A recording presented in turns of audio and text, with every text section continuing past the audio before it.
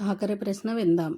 దీర్ఘసింహుడు మర్నాడు సులోచన వద్దకు వచ్చి, నీ తర్వాత ప్రశ్న ఏమిటి అని అడిగాడు. సులోచన అతనిని మర్యాద చేసి కూర్చోబెట్టి, ఓయి దీర్ఘసింహ, ఇక్కడకు ఈశాన్య దిక్కున కబ్దబేది అనే పర్వతం ఉన్నదట.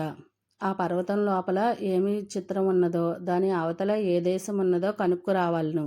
అదే నా ఆఖరి ప్రశ్న అంటూ చెప్పింది. దీర్ఘసింహుడు మునుపటిలాగే ఆమె వద్ద గడువు తీసుకుని ఈశాన్య దిశకు బయలుదేరాడు. చాలా దూరం నడిచి దీర్ఘసింహుడు ఒక వింత దేశంలోకి ప్రవేశించాడు. దేశంలో ఎక్కడా కానీ ఒక్క గోరి కానీ శ్మశానం కానీ అతనికి కనిపించలేదు. ఈ ఉడ్డారానికి ఆశ్చర్యపడిపోయాడు. దీర్ఘసింహుడు పోయి ఒక గ్రామం చేరుకున్నాడు. అప్పటికి దీర్ఘసింహుడికి నకనకమని ఆకలవుతున్నది. ఏమి చేయటమా అని ఆలోచిస్తూ ఉండగా ఎదుటి ఇంటిలోంచి ఒక గృహస్థుడు అవతలికి వచ్చి అతనిని కుశల ప్రశ్నలు వేసి ఆదరించి తన ఇంటికి అతిథిగా తీసుకువెళ్ళాడు. వడ్డన జరిగింది. భోజనాలు అవుతూ ఉండగా గృహస్థుడు వీరసింహునితో, మీ దేశంలో మీరు ఎన్ని రకాల పదార్థాలు ఆరగించి ఉంటారో కానీ ఈ పదార్థం మాత్రం రుచి చూసి ఉండరు అంటూ విస్తరలో ఒకవైపు వేలు పెట్టి చూపాడు. అయితే అది ఏమిటి అని దీర్ఘసింహుడు ఆశ్చర్యంగా ప్రశ్నించాడు. అదే నరమాంసం అని గృహస్థుడు జవాబు చెప్పే వరకు దీర్ఘసింహుడు, పాపాత్ములారా, ఇటువంటి పనులా మీ దేశంలో చేసేది అని కోపగించి లేచిపోబోయాడు. అప్పుడు గృహస్థుడు అతన్ని సముదాయిస్తూ, అయ్యా, జబ్బు పడిన వాళ్లను, ముసలి వాళ్లను చంపి తినేయడం మా దేశ ఆచారం. అందువలనే మీకు అటువంటి వాళ్ళెవరూ అక్కడ కనిపించరు. పోనీ అంతగా మీకు ఇష్టం లేకుంటే ఈ పదార్థం తినడం మానేయండి అంటూ అతనికి పాలు, పండ్లు, మరికొన్ని శాకాహారాలు తప్పించి పెట్టాడు. గృహస్థుడు చెప్పిన ఈ బొగట వినగానే అప్పటికి తెలిసి వచ్చింది దీర్ఘసింహునికి. ఆ దేశంలో ఒక్క శ్మశానం కానీ ఒక్క గోరీ కానీ ఎందుకు కనిపించలేదో. అక్కడి నుంచి దీర్ఘసింహుడు మళ్ళీ కొంత దూరం వెళ్ళగా ఒక పట్టణం తగిలింది. ఆ పట్టణ ప్రజలకు శబ్దభేది పర్వతాన్ని గురించి కనుక్కుంటే ఇంకా 10 కోసుల దూరం పోవాలని సరేనని తిరుగ్గా బయలుదేరాడు. మరొక పట్టణం తగిలింది. అక్కడ కూడా బొగట చేయగా మరొక కోసెడు దూరం పోయి కనుక్కోమన్నారు. అక్కడి నుంచి కొంత దూరం వెళ్ళగా మరొక పట్టణం తగిలింది. ఆ ఊరిని అడిగితే ఇంకొక మైలు దూరం ఉన్నది ఆ పర్వతం అని చెప్పారు. కొంచెంసేపు ఆ పట్టణంలో విశ్రమించి చివరకు దీర్ఘసింహుడు పర్వతం చేరుకున్నాడు. ఆ పర్వతం ఎంతో ఎత్తుగా ఉన్నప్పటికీ అవతల ఎలానో శ్రమపడి ఎక్కాడు. ఆ పర్వతం చూడడానికి మామూలుగా అన్ని పర్వతాల్లాగే ఉన్నది. కానీ విశేషాలు ఏమీ కనరాలేదు. కనీసం చెట్టు మొక్కలు అయినా కనిపించలేదు. పచ్చగడ్డి మాత్రం అంతటా పరుచుకుని ఉన్నది. ఆ పచ్చగడ్డి లేని చోట పలి నుంచి ఎర్రటి రాళ్ళు తొంగి చూస్తున్నట్లే వింతలేమీ కనిపించలేదు. చాలాసేపు కనిపెట్టి ఉండి ఏమీ కనపడపోయేసరికి ప్రాణం విసిగి దీర్ఘసింహుడు పర్వతం మీద నుంచి దిగి వచ్చేశాడు కానీ పట్టుదల గల దీర్ఘసింహుడు ఊరుకుంటాడా? ఎంతకాలమైనా సరే అక్కడే ఆగి ఆ పర్వతం యొక్క పుట్టుపూర్వోత్తరాలు కనుక్కొని కానీ పోకూడదని నిర్ణయించుకున్నాడు. ఈ నిశ్చయంతో అతను ఆ పట్టణంలో ఒక సత్రంలో బస చేశాడు. అతని మంచితనం వల్ల అక్కడి వారందరూ స్నేహితులు అయ్యారు. అందులోని ముఖ్యంగా వీరవర్మ అనే యువకుడు దీర్ఘసింహునికి ప్రాణ స్నేహితుడయ్యాడు. వారిద్దరూ ఒకరినొకరు విడిచి ఒక్క క్షణమైనా ఉండలేకపోయేవారు. ఈ విధంగా కొన్నాళ్ళు గడిచాయి. ఒకరోజు వీరవర్మ దీర్ఘసింహుడు కలిసి ఆ పట్టణపు బజార్లో తిరుగుతూ ఉండగా చీకటి పడింది. కానీ కలకల్లాడుతూ దీపాలు ఉండటం చేత బజారంతా దేదీప్యమానంగా వెలుగుతున్నది. స్నేహితులిద్దరూ సరదాగా కబుర్లు చెప్పుకుంటూ ఆ బాజారు వెంబడి పచార్లు చేస్తూ ఉండటంతో శబ్దభేది పర్వతం ఉండే దిక్కు నుంచి రారా, శీఘ్రం రారా అనే ఒక కేక వినిపించింది. ఆ కేక మనుషుల కంఠస్వరంలాగా కాక పర్వతం నుంచి బయలుదేరిన మేఘ గర్జనలాగా ఉన్నది. తక్షణమే దీర్ఘసింహ వీరవర్మలను ఎదురుగా ఉన్నటువంటి గుంపులోంచి ఒక మనిషి ఆ కేక వినిపించే దిక్కుకు పరిగెట్టపోయాడు. అప్పుడు ఆ మనిషి ముఖం అదొకలా అయిపోయింది. వాని కళ్ళు ఎక్కడో చూస్తున్నాయి. అతన్ని తన శరీరం బయట ప్రపంచం రెండూ తెలియకుండా పోయాయి. వాని వెంట దీర్ఘసింహుడు కూడా కొంత దూరం పరిగెట్టాడు. సంతలో నలుగురు కలిసి వానిని ఆపు చేయగా వాడు వెనక్కి తిరిగి వచ్చాడు. తర్వాత దీర్ఘసింహుడు వానితో ఇంకెప్పుడు అలా చెయ్యకు అని మందలించి పంపి స్నేహితుడైన వీరవర్మను ఆ కేక ఏమిటి, ఈ మనిషి ఆ వైపు పరిగెట్టడం ఏమిటి, దీని రహస్యం వివరించు చెప్పవలసిందిగా ఆత్రంగా ప్రశ్నించాడు. అప్పుడు వీరవర్మ జతలతో పోయి నేస్తం, ఆ కేక ఎందుకు వస్తుందో ఎవరికీ తెలియదు. కానీ అప్పుడప్పుడు ఇటువంటి శబ్దం ఆ పర్వతంలోంచి వస్తుందని మాత్రం అందరికీ తెలుసు. ఆ శబ్దం ఎవరినైతే పిలుస్తుందో వాడు ప్రపంచాన్ని మర్చిపోయి పర్వతం వైపు వెర్రిగా పరుగులెడతాడు. పరిగెట్టిపోయిన వాళ్ళలో ఒక్కరు కూడా ఇంతవరకు తిరిగి రాలేదు. వాళ్ళ కోసం దుఃఖించి ప్రయోజనం లేదు. అందుకనే అలా వెళ్ళిపోయిన వాళ్ళ గురించి ఈ పట్టణంలో ఎవ్వరూ విచారించరు అని చెప్పాడు. దీర్ఘసింహుడు నలుదిక్కులా చూశాడు. ఆ పోయిన వాణిని గురించి నిజంగానే ఎవ్వరికీ పట్టింపు లేదు. ఈ సంగతి అతనికి ఆశ్చర్యం కలిగించింది. ఆలోచనలో మునిగి అతను తన బస్సుకు తిరిగి వెళ్ళాడు.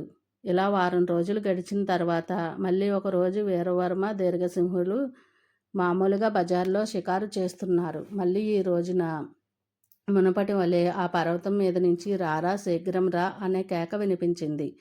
ఈ కేక ఎవరిని ఉద్దేశించో ఈసారి ఎవరి వంతో దీర్ఘసింహుడు అక్కడున్న అందరి వైపు పరిశీలనగా చూస్తూ ఉన్నాడు. అతను అలా చూస్తూ ఉండగా తన ప్రాణమిత్రుడైన వీరవర్మ అతని చెయ్యి విడిపించుకుని పర్వతం వైపు వెర్రిగా పరుగులెత్తడం ప్రారంభించాడు. అప్పుడు దీర్ఘసింహుడు గ్రహించి, ఇప్పుడు వచ్చిన పిలుపు నా ప్రాణ స్నేహితుడై వీరవర్మ కోసమేనా?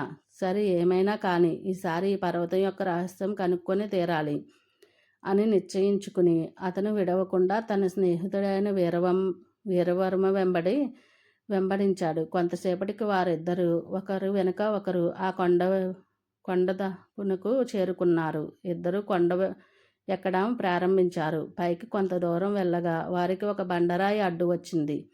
వీరవర్మ ఆ రాయి అంచు పట్టుకుని దూకే వరకు ఉపాయకాలి అయిన దీర్ఘసింహుడు అతని కాలు పట్టుకుని అతనితో పాటు అవతల వైపుకు దూకాడు. అదంతా పచ్చికతో నిండిన ఒక పెద్ద మైదానం. ఆ మైదానంలో వారిద్దరూ ఒకరి వెనుక ఒకరు పరుగులెడుతున్నారు.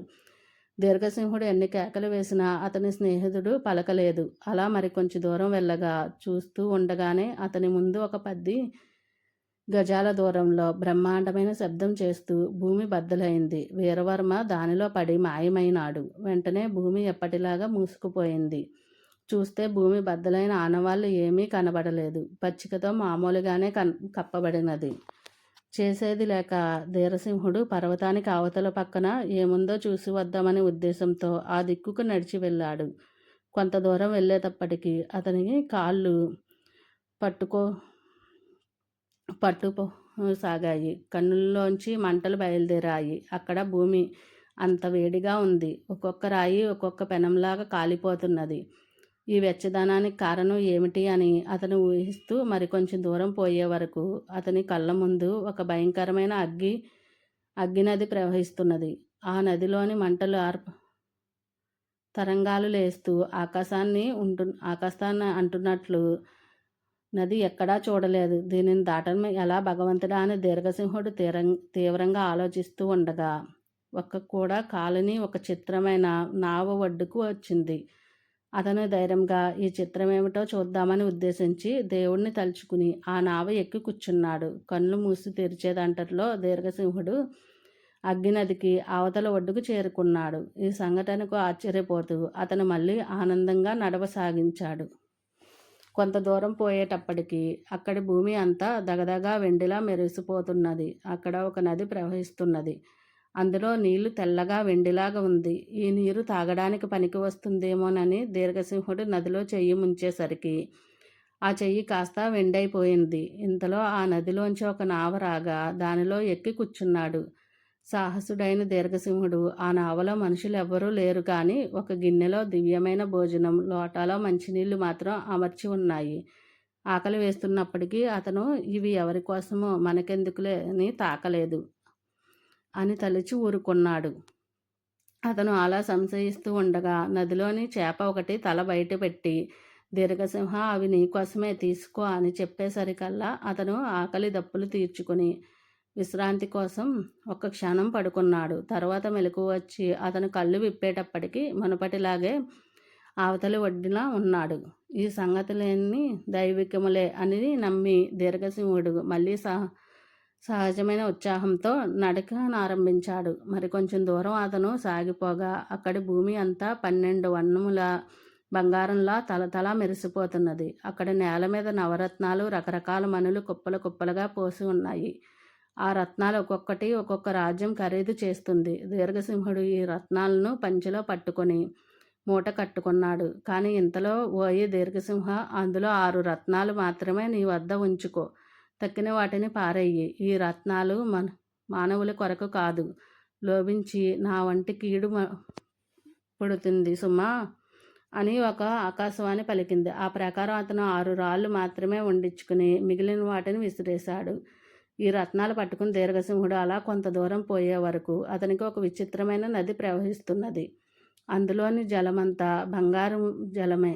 ఈ వింత ఏమిటి అని అతను అలా ఆలోచిస్తూ ఉండగా ఒక బంగారు నావ ఒడ్డుకు వచ్చింది. అందులో ఎక్కి ఇదివరకులాగే నదిని దాటి కొంత దూరం నడవగా మరి ఒక నది కనిపించింది. తీరా చూడగా ఆ నదిలో నీళ్లు మామూలు మంచినీళ్ళు వలె ఉన్నాయి.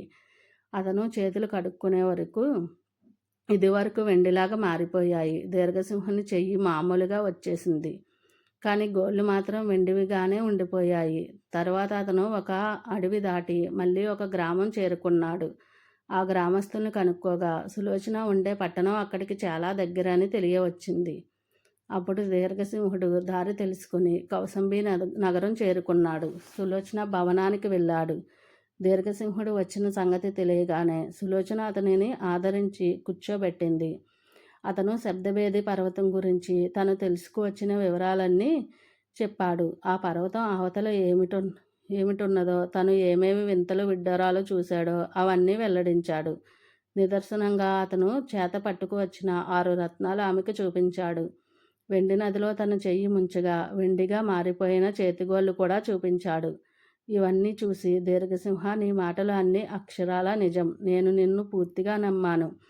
నీ ప్రజ్ఞలను సంతోషించాను. నీవు నిజంగా అసాధ్యుడివే గనుక నా అసాధ్యమైన ప్రశ్నలకు జవాబు చెప్పగలిగావు. ఈ లోకంలో నిన్ను మించిన సాహసి, గుణవంతుడు, యుక్తిపరుడు మరొకడు లేడు అంటూ మెచ్చుకొని సులోచన తర్వాత ఊరి పెద్దల ఏర్పాటు ప్రకారం